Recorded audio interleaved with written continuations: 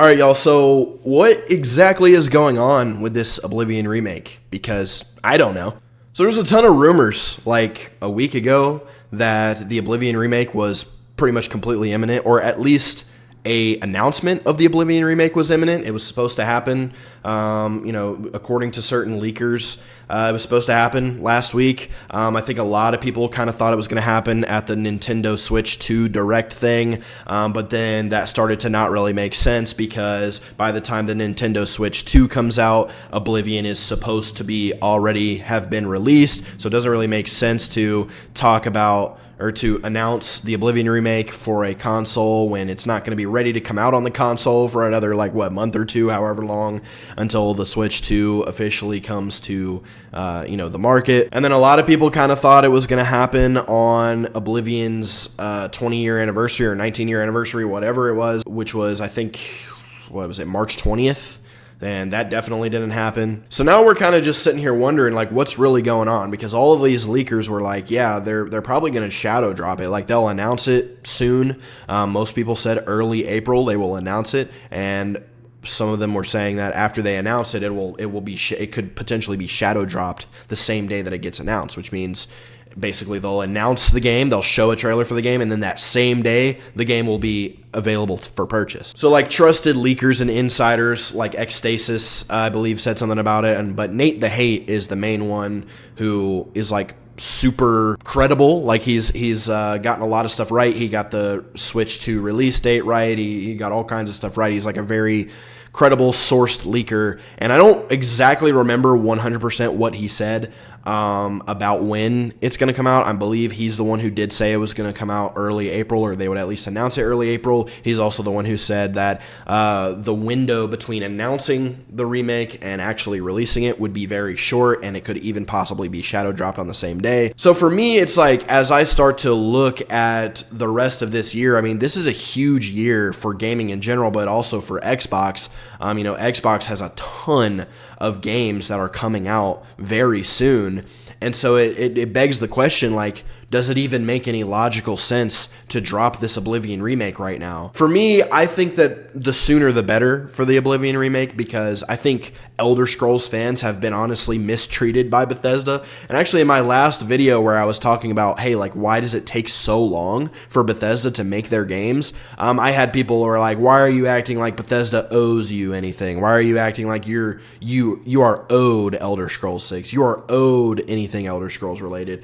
And it's for me, I just think it's a bad business practice to have a franchise as beloved and as popular as the Elder Scrolls, and then to make your fans wait almost 2 decades in between mainline releases. The period of time between Skyrim's release and the Elder Scrolls 6's release is going to probably be around 17 years. For me personally, I think that that's unacceptable for Bethesda to take that long to release it. They should understand that and Fallout should be a priority. I'm fine with them making Starfield. I'm fine with them expanding their reach. But the problem is they have expanded as a company. They've gotten way bigger as a company.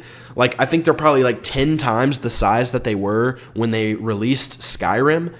And yet they're taking way longer to make their games. So can you tell me how that makes any sense? Can you tell me how it makes sense that they have gotten 10 times larger as a company, but their development time has taken 10 times longer than that? The time between Oblivion and Skyrim was 5 years, right? It came out in 2006. Oblivion came out in 2006. Skyrim came out in 2011. So that's a 5-year period.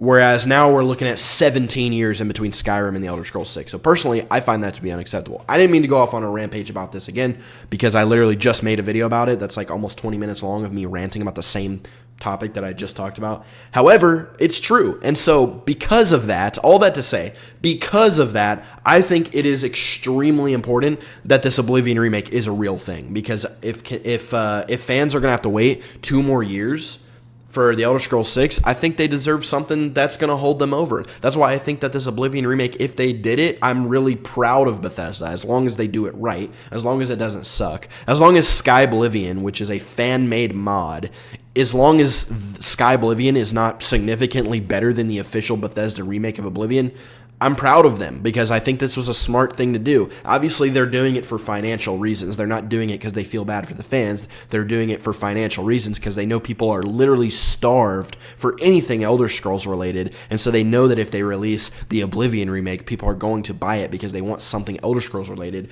And I think the Oblivion remake's a phenomenal idea anyway because I think that's a fantastic game that millions of people have not given a shot because of how outdated it is, because of how outdated the systems are, the graphics and everything. Like, I think every time I've talked about the Oblivion remake, I've brought this stat up, but I'll bring it up again. Oblivion sold around 9 million copies, right? Which is still a lot of copies to be sold for a game. That's a lot of copies. Skyrim sold over 60 million copies.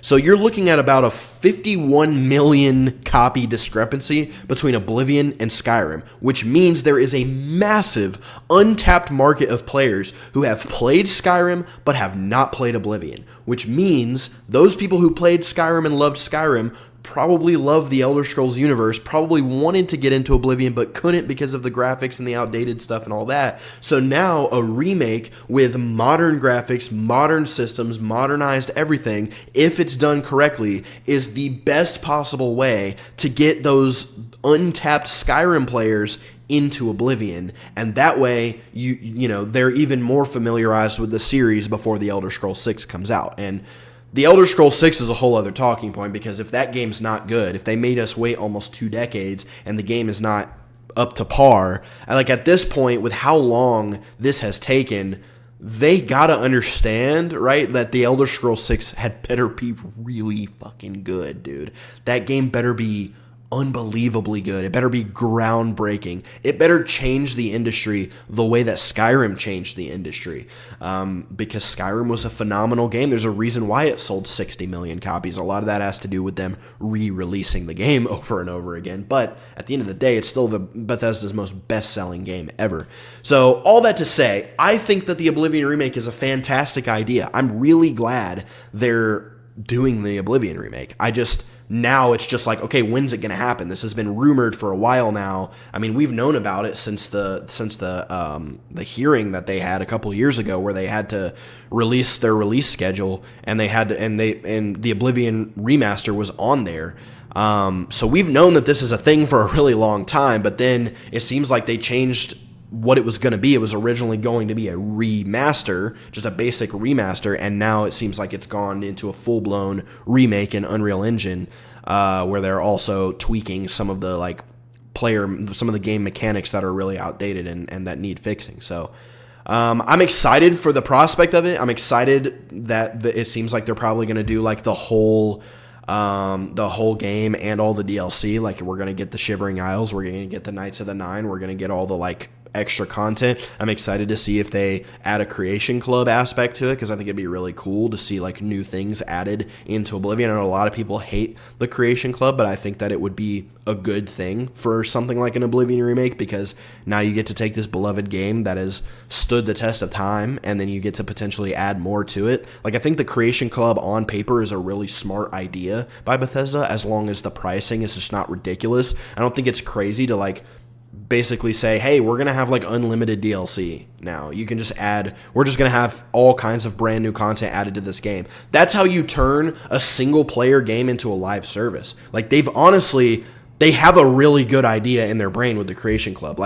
Everyone is chasing the live service trends, but what about Bethesda going, hey, this is a beloved single player game, and now we're going to allow people to create content for the game and sell it? And then that's a way to keep unlimited content coming for that game while also making a ton of money. It's a really smart business practice. I just don't think it's been done correctly. They definitely didn't do it correctly for Starfield. I mean, the Starfield Creation Club is terrible. It's overpriced. Nothing is really worth purchasing on the Starfield Creation Club. Skyrim, on the other hand, has gotten a lot of really cool stuff added to it in the Creation Club. So I think the Creation Club's a great idea, as long as it's executed properly and as long as it's not predatory and overpriced and stuff like that, which obviously it's pretty hard to expect them to not be predatory. They are a multi-billion-dollar corporation.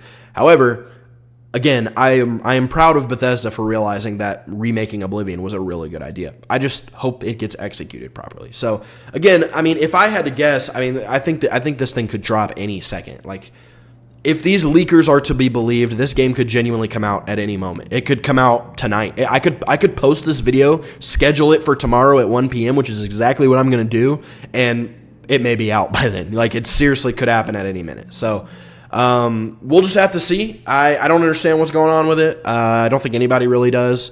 So we're kind of just going to have to wait and see. So anyway, I just wanted to talk about this. I wanted to talk about how it kind of missed the deadlines that people were giving it, and just kind of curious what's going on with it. So anyway, thank you guys for watching. If you want more Elder Scrolls content, hit that subscribe button. Leave a like if you like the video. Leave a comment if you want to talk about things further, and I will see you guys in the next one. Peace out.